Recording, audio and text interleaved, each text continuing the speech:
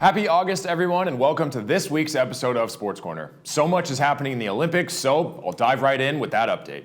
And that was a completely unintentional pun, but the United States' first Olympic medal of 2024 came from synchronized diving when Cassidy Cook and Sarah Bacon won silver. The U.S. team earned its first gold medal when Jack Alexey, Chris Giuliano, Hunter Armstrong, and Caleb Dressel finished 1.07 seconds before the silver medal team, Australia, in the 4x100 meter freestyle swim relay on Saturday. Team USA has won gold in this event in 10 of the last 13 Olympics. It's also Dressel's 8th Olympic gold. For the women's swim team, they earned a silver medal after falling just short to Australia in the 4x100. The U.S. relay team, which included Kate Douglas, Gretchen Walsh, Tori Husky, and Simone Manuel, set a new American record in the event with a time of 3 minutes and 30.2 seconds. The time was just under 2 seconds shy of Australia's 3 minutes 28.92 seconds, which is a new Olympic record and the country's 4th straight Olympic title in this event. I mentioned last week just how dominant Katie Ledecky is in the pool. Her streak of dominating in the 1500 meter continues because in the qualifying heat, Ledecky posted a time of 15 minutes 47.43 seconds. That was over 17 seconds faster than the second place swimmer and just about half a lap too. So what I'm about to say next should come as no surprise. Katie Ledecky, the greatest female swimmer in history, has yet again won gold in the 1500 meter freestyle. Ledecky took command of the race early and it was never close again as she went on to win and set a new Olympic record of 15 minutes 30.02 seconds. The silver medalist came in at just about 15 minutes 48 seconds, meaning Ledecky again won by about 18 seconds.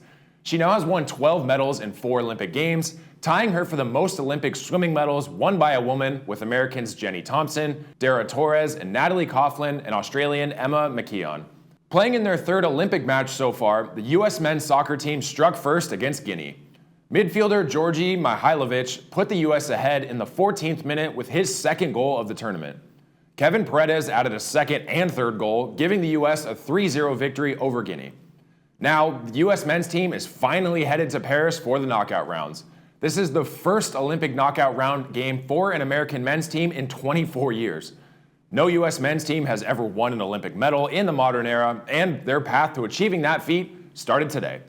The U.S. kicked off their match with Morocco this morning at 6 a.m. Sadly, the dream run was short-lived as they fell short to Morocco this morning. Another U.S. team is also making a pretty historic run. The U.S. women's rugby team has been the talk of the Olympics so far after some impressive runs and tries by several players.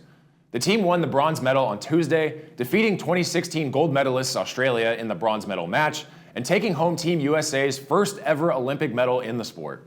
They defeated Australia 14-12 in a tough match after Alev Kelter and Alex Cedric each had a try and conversion scored, which was enough of a difference to put Team USA ahead. The team rallied after losing in the semifinals to defending gold medalist New Zealand earlier on Tuesday, but it was amazing that the team was able to bring home their first ever medal in this event. Over in gymnastics, the U.S. men had not won any medals since 2008.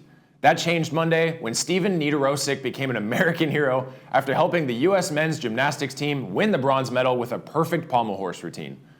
Niederosik waited around for over 2 hours while his teammates performed on the bars, rings, and vault. All he needed to do was execute on the pommel horse at the very end, and he did just that, helping the U.S. bring home the bronze. I said it last week, and I knew all eyes would be on the women's gymnastics team this year. And they did it again. They're back on top with their 4th gold medal in the team event in the last 32 years of a medal-earning streak. Other than the one tiny fall from Jordan Chiles on the beam, the U.S. women basically had a perfect showing.